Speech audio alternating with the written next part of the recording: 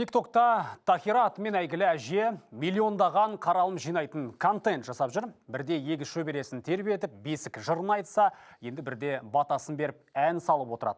Оқырманы таң қалатындай себепте жоқ емес, Қазығұрт тұрғыны Тахира Құрбанова наурыз айында 101 жасын тойламақ. Ғасыр жасаған кейуана күш-қуатты қайдан алады? Гүлдана Сейдрасулдан білейік. Ағатының басына Ғасыр жасаған Тахира Құрбанова TikTok желісінде біраз көрерменге танымал. Әжейдің ән айтқан, шөберелерін баққан видеолара миллиондаған қаралым жинады. Құдай-ай, әдемі көрініс, қариясы бар үйдің қазынасы бар деген. Түпәй. Әжеге қарап мен шаршап жатырмын. Жаным, апатайым-ау, даусыңыздан айналып кетейін. Нағыз қазақи, әдемі, еркелетіп айтып кешірім сұрағаныңыз, көрегенділігіңіз аман болыңызшы. Жасы 100-ге келсе де бала қарауға шамасы жеткен әжеге бір Аллам өзі жар болсын. Тахира апа өте сергек, тіпті кейде келіндерімен бірге үй шаруасымен де айналысады. Ұзақ жасаудың құпиясы белсенді өмір салтын ұстану дейді ол. Әже зейнетақысын да өзі ұстайды. Ешкімнен ақша сұрағанды ұнатпайды. Бақтым. Құдайға шүкір бақтым. Ақшасы келмейміз ғой. Келсе өзіміз ғой. Маған керек қой ол. Жол жүремін. Кәпке ойнаймыз кәпте.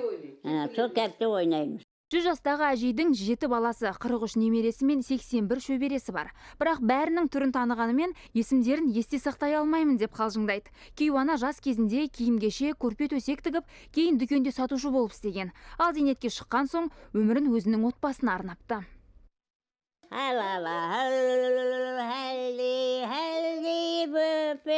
Тахира апа қыздарын сағынғанда ешкімнен апарып келуді өтінбейді. Өзі көлік шақырып, жиендеріне барып мауқын басып келеді екен. 100-ге келсе де әлі жас, үйдегі қанша тірліктерге, қанша жұмыстарға араласып, қанша немере бағып өсіріп отқан азамат. Және де қосымша TikTokқа шығып тұрады онша-мұнша. Қыздар балдарыменен телефон арқылы сөйлесіп тұрады мүмкін. Үлкен баласы 74-те, одан кейінгісі 70-те қызы, содан ары қарай жалғаса береміз Құда қаласа. Мінекей, сол кісінің қызметіне, денсаулығына ризамыз, қуаныштымыз. Тахира Құрбанованың өмір салты оның барлық жақындарына үлгі. Зейнеткер үшін 100 деген жай ғана сан. Әже енді шөберелерін құтты орнына қондырып, шөпшек бағуды жоспарлап отырмын дейді. Гүлдана Сейдрасул, Мирас Ашенов, 7 арна, Шымкент.